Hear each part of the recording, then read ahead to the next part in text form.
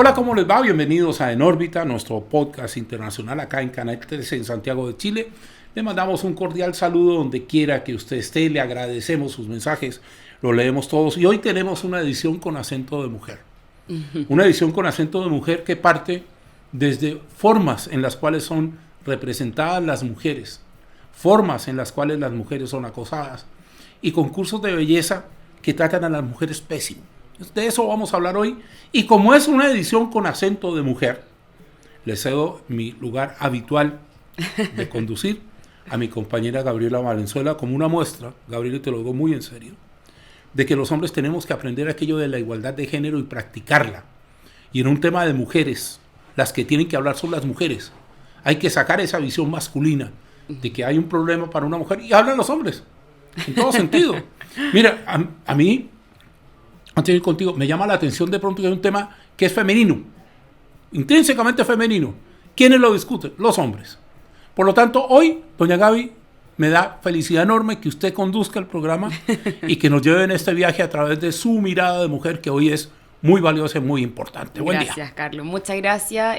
Sí, en realidad en el mundo, nosotros analizamos la contingencia internacional y en el mundo han estado ocurriendo cosas que nos han llamado la atención con respecto justamente, como tú decías, a cómo está representada la mujer. Partiendo, bueno, hay distintos temas, pero partiendo por una plataforma que probablemente usted en su casa la conoce, que es la plataforma Shein, de fast fashion, de moda rápida. Esta plataforma donde uno puede adquirir ropa, objetos de casa, de distintos tipos. Pero resulta que las autoridades de Francia se les encendieron las alertas porque descubrieron que uno de los productos que se podía comprar en esta plataforma era una muñeca. Y era una muñeca que parecía una muñeca para niños chicos, porque eran muñecas infantilizadas, ¿no? Que asimilaban la imagen de niñas pequeñas. Pero resulta que eran muñecas sexuales, muñecas para el uso pornográfico de adultos. Y eran vendidas por esta plataforma. Entonces, esto por supuesto que llama la atención que ocurra y llama la atención de que solamente Francia esté haciendo algo al respecto y no todo el mundo. Y bueno, a mí me preocupa porque en el fondo hasta qué nivel ha llegado el negocio o priorizar un negocio con tal de poner en riesgo a niñas pequeñas, porque son muñecas, pero son imágenes. O sea, se está violando la imagen de las niñas. Yo aporto a ese punto de vista de la Gaby que aquí hay un delito de presunta pedofilia. ¿Y en qué se basa esa denuncia? En que usted, si bien puede vender juguetes para adultos, eso no está en discusión, cada uno verá si lo compra o no. Como dicen por ahí, ¿quién soy yo para decir lo que se puede o no se puede comprar en ese tema? Lo que yo no acepto es que una muñeca se infantilice para hacerle eco a las fantasías pervertidas de las personas. Y ahí hay una deuda bien grande en Internet, porque Internet es una zona gris. Se puede vender prácticamente lo que uno quiera y no estoy mintiendo. Usted puede conseguir, no sé, granadas, revólveres, balas, lo que fuera. Y esta multinacional china también en su plataforma, además de esto que estamos cuestionando, vende armas de ataque. Vende machetes y manoplas, que son consideradas armas de ataque tipo A.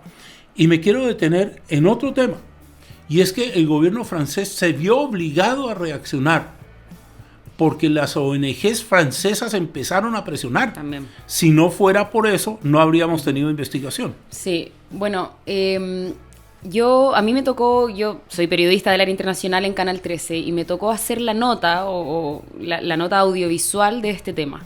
Y para eso tuve que buscar fotos, videos de estas muñecas.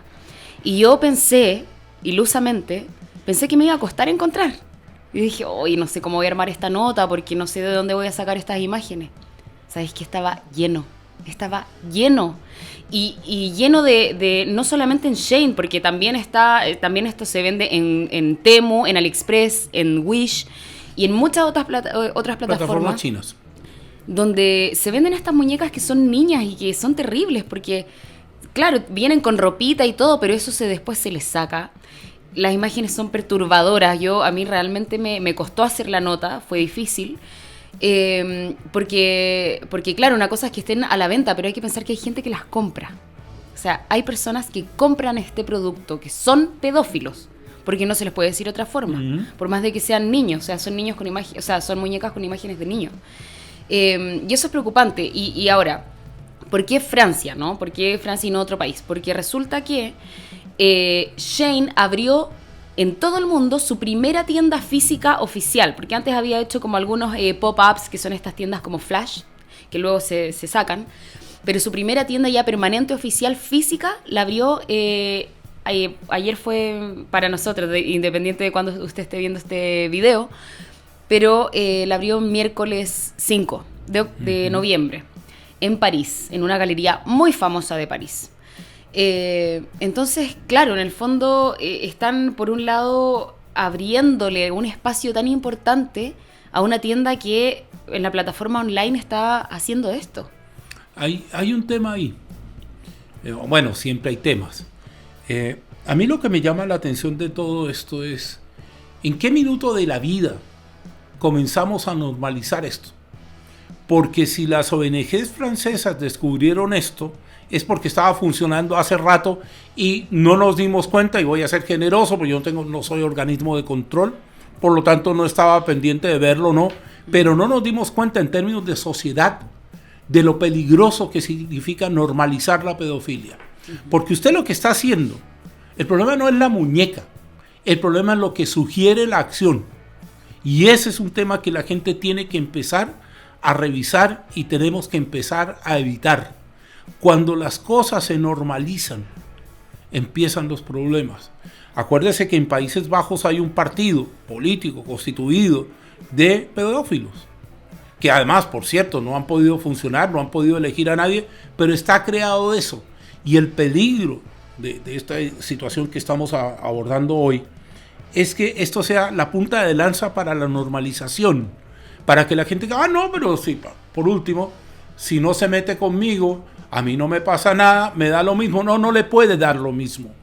Porque cuando yo empiezo a normalizarlo todo, y entonces se me acaban las normas con las cuales mi conducta hacia las otras personas, hacia mis pares en la sociedad, está, digamos, vigilada, por decirlo de alguna forma. Y eso ocurre, bueno, no solamente, abriendo el tema quizás un poco, no me quiero descarrilar, pero ocurre en las cosas más simples, no solamente con los pedófilos, sino que también con el acoso hacia las mujeres. A mí me pasa, por decirte algo súper personal, yo tengo una perrita que la saco a pasear, en la calle, por supuesto, me agacho a recogerle lo que hace, y estoy preocupada de no agacharme, o de agacharme así como hacia abajo para que nadie me esté mirando, porque me ha pasado que uno de repente naturalmente te agacháis a buscar, a recoger algo, y me tocan la bocina. Es súper desagradable, uno no puede hacer ni siquiera eso, que es una acción tan cotidiana, sin tener que estar pensando que alguien puede estar como mirándote en otro sentido, objetivizándote. Es una realidad súper desagradable, y que yo lo puedo tolerar, no debería, pero puedo tolerarlo porque soy adulta. Pero aquí estamos hablando de niños, de niñas pequeñas.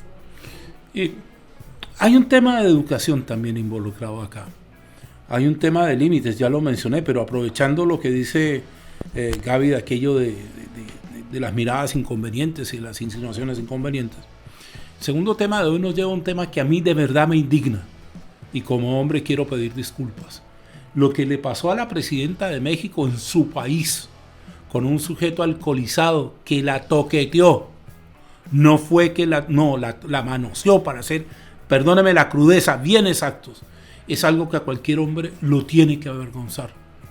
Este tipo de acciones se ha ido extendiendo en nuestro continente.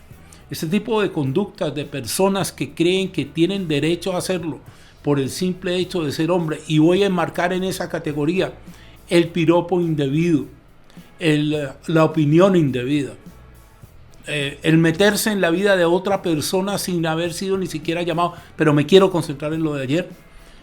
A mí, la verdad, creo que una mirada de mujer eso lo puede explicar mucho mejor que yo.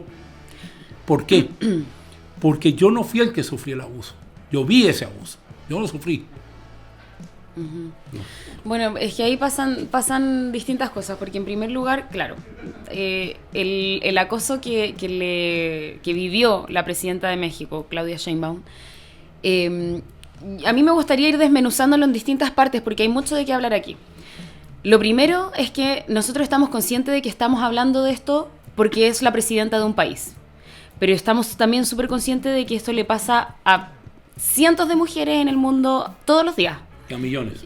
A millones. O sea, claro, no quiero que suene que esto es noticia porque sí, obviamente le pasó a la presidenta de un país, entonces estamos hablando de eso, pero estamos hablando de una realidad que le pasa a muchas mujeres, no solamente por ser presidenta de un país, ¿ya?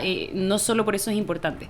Pero sí nos da la oportunidad de hablar, de tomar este tema y hablar al respecto. Y con eso dicho, claro, aquí esto sirve porque la presidenta estaba caminando desde el Palacio Nacional hacia la sede de una actividad de educación que iba a hacer. Eran 5 minutos, una caminata de 5 minutos, que ella había decidido tomar porque si iba en auto se demoraba media hora, en cambio caminando se demoraba 5 minutos.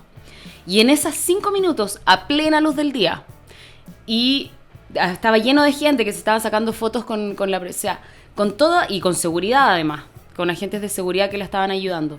Con todo esto, aún así, le pasó esto a una mujer. Un hombre decide ir y sentirse con el derecho porque el hombre la intenta dar un beso, la abraza por atrás, la intenta tocar sus partes íntimas. Y con cámaras, con todo, o sea, imagínate lo que vive una persona que no es la presidenta, que no tiene agentes de seguridad, que no está siendo grabada porque camina. Hoy en los testimonios que recogimos en nuestros informativos, venían 3 declaraciones de México que a mí me hicieron mucho sentido y que se las quiero parafrasear. Una persona, mujer, decía, mire, esto lo están haciendo por la presidenta, porque con la persona común y corriente no pasa nada. La segunda persona decía, me pasó a mí de adolescente y no le puedo explicar la humillación que se siente, lo sucio que se siente uno, estoy hablando lo que dijo ella, y lo inútil que es finalmente denunciar. Y la tercera decía, no hay que normalizar eso. A mí me pasa con lo que vi ayer, que hay una cierta actitud, entre comillas, complaciente, que le transfiere a la mujer la culpa de una cosa de estas. Yo quiero ser súper claro, nunca una mujer va a tener la culpa porque está vestida como quiere, porque camina por donde quiere y porque hace lo que ella quiere. Tiene independencia para hacerlo. Esto no es, y aunque fuéramos en un país talibán, tampoco es aceptable. Pero lo peor es que estamos llegando a un minuto en que Natalia López, una compañera acá, me acordó esta mañana el caso de La Manada. Y en el caso de La Manada, el argumento que utilizó el primer juez para soltar a esas bestias es que la víctima no se resistió lo suficiente. Entonces queremos hacer esto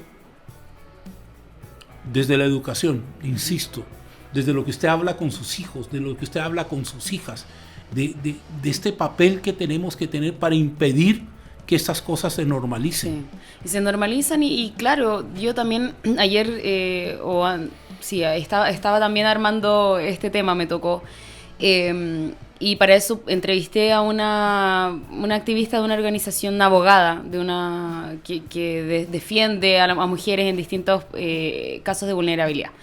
Y la cosa es que estaba hablando con ella, mexicana, y me decía, bueno, aquí vemos, o sea, siempre nos echan la culpa, que porque estoy vestida así, porque estaba por acá, como en este lugar, o porque estaba oscuro, o porque andaba sola, siempre fue mi culpa. Pero bueno, ahora le pasó a una presidenta que estaba en todas las condiciones, estaba vestida con traje completamente tapada y le pasó igual. Entonces sí, eso es importante, pero también ella me decía que por otro lado, a ella le tocó que detuvieron a este tipo de inmediato, ella hizo la denuncia, obviamente está perfecto, y lo detienen de inmediato, pero mi entrevistada me decía, bueno, claro, a ella le tocó, que bueno, que le haya tocado un proceso expedito, que detuvieron a su agresor de inmediato, perfecto, pero esa no es la realidad de las mujeres, de la mayoría de las mujeres, que terminan pasando por un proceso súper engorroso, donde la mayoría de las veces se les cuestiona y terminan nada. De hecho, mucha gente ni siquiera denuncia. A mí me ha pasado y yo no hago denuncia. Porque, o sea, pienso, y quizás está mal, pero pienso, ¿qué saco? Si no tengo cómo probarlo, no lo grabé, no hice nada. El gallo se fue y yo me quedé aquí y ahora ¿cómo compruebo lo que me pasó? Mire, ayer, esas son emociones mezcladas. Yo, perdón que hablo en primera persona, pero estos temas a mí me tocan de cerca porque no me gustan. Ayer la presidenta, en una cuña que me conseguiste tú, que lo agradezco mucho, decía, miren, pasó esto, yo no me di cuenta hasta que vio el video. Primer tinte de alarma de lo que pasó. Pero donde yo quedé perdido en el mapa fue cuando ella dice, es que esto ya me había pasado. Uh-huh. Y le pasa a la presidenta de un país, la primera mujer en llegar a ser presidenta. Uh-huh. Entonces... Y dijo, me había pasado sí. Antes de ser presidenta sí. También. Eso a mí me dejó descolocado porque uno presume, y se lo he escuchado a gente bien importante, no discrepo con ellos, que la violencia contra la mujer va en retroceso, que las sociedades están aprendiendo. Bueno, lamento decirles que no. Y si usted quiere prueba de esto, es cuestión de salir y mirar. Pero más allá de eso, es ¿dónde quedamos los hombres en este cuento? No hemos aprendido. Cuando fue el Me Too, entre otras cosas lo digo públicamente, tuve que aprender muchas cosas. Tuve que aprender que hay cosas que no se dicen, sí. Que de suyo siempre estuvieron mal, pero el Me Too como que lo colocó en el acento de aprenda y rápido. Pero el aprenda y rápido en México no se aplica. El 70% de las denuncias de las mujeres sobre acoso o agresión sexual no llega a ninguna parte en México. Uh-huh. Es más, volviendo contigo, hay una cierta conducta en determinadas policías del continente que cuando una mujer va y denuncia, lo primero que le preguntan fue ¿y usted qué hizo? Claro. Y no solamente la policía, Carlos, la verdad es que la mayoría de las veces, o la mayoría de los casos cuando uno cuenta esto, ya, pero ¿y dónde andaba ahí? ¿Y estaba ahí con alguien? Pero, perdón que te interrumpa, ¿por qué una mujer tiene que salir es que por eso. Con un hombre para que la defienda? ¿Qué es eso? Y cacha que, bueno, a mí siempre me ha llamado la atención una situación de que cuando yo, por ejemplo, salgo sola o con amigas, pero no estoy sin mi pareja, yo me doy cuenta de que muchos hombres, porque no tampoco hay que generalizar, pero muchas veces como que me llegan a, como que, a ver, ¿cómo decirlo? Tienen, sí, como que una actitud mucho más agresiva, mucho más directa, como que se sienten con mucho más derechos sobre una, ¿ya? Es la sensación que a mí me da, la percepción que yo tengo. Como que van, me invaden, si yo digo que no, insisten, y de repente llega mi pololo, mi novio, mi pareja, mi casi marido, al lado mío, y me ha pasado, y le dicen, oh, sorry compadre, no sabía, como que disculpa. ¿Cómo le va a pedir disculpas a él? Y le piden a él, o sea, llega él, y es como... Ay, perdón que te falté el respeto con tu mina, con tu mujer. Y a mí, o sea, como que el respeto lo tienen hacia el otro hombre, pero no hacia mí. Y te juro, Carlos, que me pasa súper seguido. Y estamos en pleno 2025, o sea, algo que como que uno tendería a pensar que ya no ocurre tanto. Y es algo tan natural que yo creo que la gente no se da ni cuenta de ese respeto que, o no sé, pues por ejemplo a la mina influencer, modelo famosa, ay, qué rica, no sé qué, se mandan las fotos. Ah, pero la esposa de Messi, nadie la toca, porque respetan al hombre, no a la mujer. Porque la estructura machista lo estableció así. Ojo, no soy activista de nada por si acaso, por si me quieren mandar cartas de amor con el tema. No, el tema es que la estructura machista estableció eso así. Acuérdate que hasta hace unos 30 años, en este continente, 40 quizá, la ira e intenso dolor eran un atenuante cuando el marido mataba a su esposa. Y se llegaba al juicio y decía, no, es que ella hizo algo que atentó contra mi honor y yo enceguecido de dolor la maté. Ojo con eso. Pero además, ¿qué tan poquitos somos? O sea, ¿cómo no vamos a entender que en el año 2025 ese tipo de conducta no tiene lugar? Punto. Es que yo conozco a tu cuasimarido, lo conozco por fotos. No me quiero imaginar la cara que él pone cuando el otro le dice, mira, compadre, y se tiene además que controlar, porque Claro. si yo estuviera en esa situación lo consideraría una agresión no hacia mí, hacia la persona que está al lado. Ahora yo igual agradezco, así como por ejemplo tú tienes toda la voluntad del mundo de tratar de aprender y darte cuenta de cosas y mejorar, que es lo que a mí me ha pasado yo llevo, para los que ya se está convirtiendo en un podcast personal, pero Está bien. brevemente, yo llevo 10 años con mi pareja, nos vamos a casar y desde que empezamos hasta ahora el Nico ha tenido un tremendo cambio, nunca fue terrible, digamos, pero él siempre tuvo esta disposición de ir aprendiendo, de darse cuenta de cosas que él traía de antes que ni siquiera se daba cuenta. Entonces, yo creo que sí hay una disposición en algunas personas En hoy los en más día. jóvenes. Puede ser, no sé. Sí. Quizás no de todos los más jóvenes, pero de algunos sí. De aprender y de construirse, que es una palabra que a la gente le carga, pero de deconstruirse y empezar a darse como a rearmar las piezas de nuevo, a entender cosas de otra forma.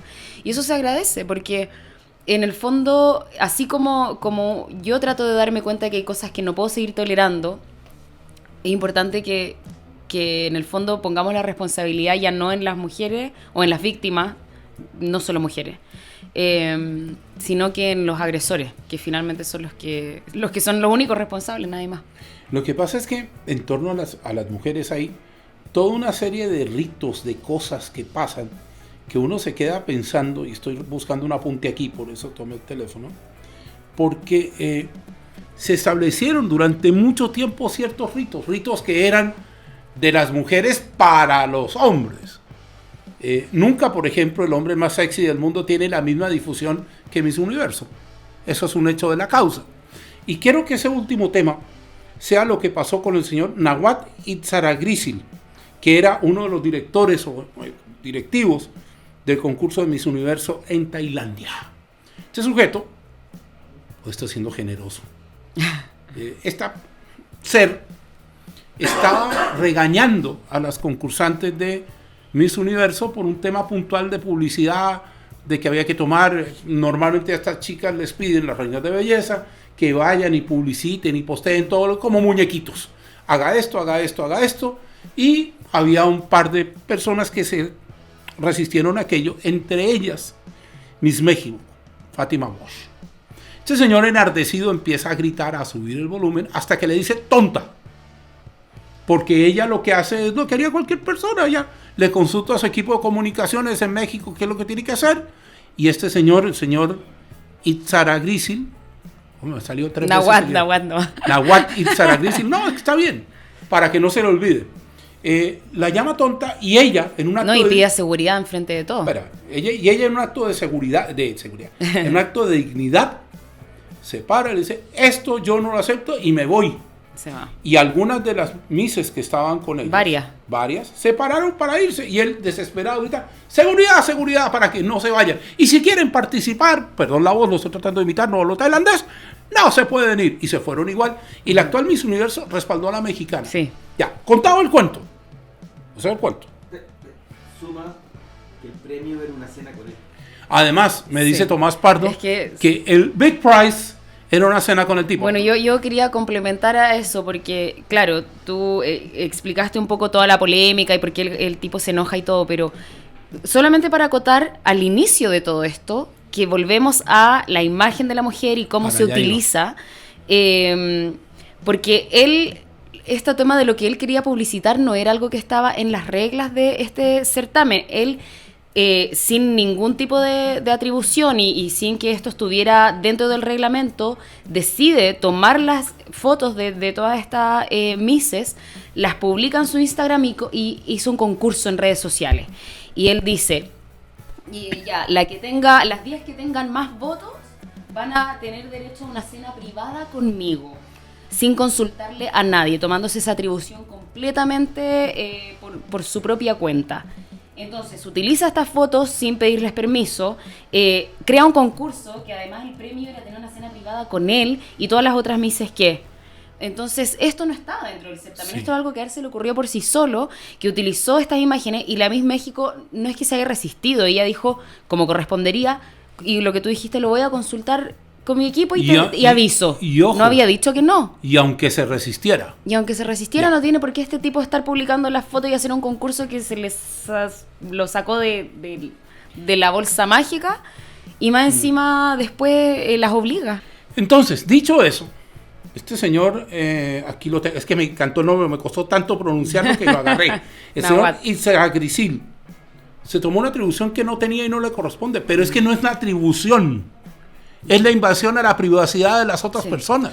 Pero yo creo que igual, bueno, hablando de este tema, a mí me gustaría destacar la respuesta que han tenido las Misses, la respuesta que ha tenido Miss México, con todo lo que ha pasado y el resto, porque es valorable también que ellas tengan esa valentía, porque en el fondo este tipo tenía todo el poder del mundo y para después decirle ya, ahora no vamos a hacer nada, porque obviamente la imagen pública, pero después casi que pierdan y que en la siguiente ronda se vaya, o se vaya a la primera ronda.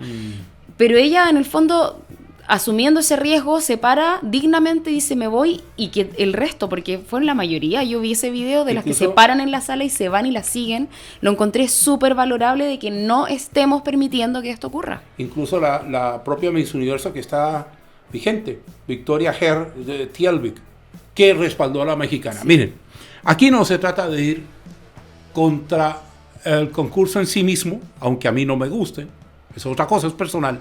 Se trata de ir por el respeto de las personas y terminar con estas figuras de gente que cree que tiene poder y puede hacer lo que quiera, porque esto, por decirlo generosamente, pues no lo puedo decir en voz alta, es indigno. Sí. No es digno de las mujeres que estaban ahí. Y una mujer, como decimos desde el principio, porque una mujer, oiga, si usted va a publicar mi foto, pídame permiso. Claro.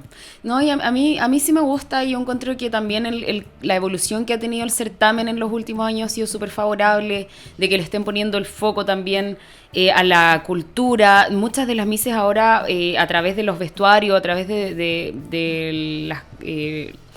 los talentos, de las respuestas que dan a algunas preguntas, también hacen alusiones críticas sociales, a través de los vestuarios hacen críticas políticas, a la inseguridad en sus países, por ejemplo.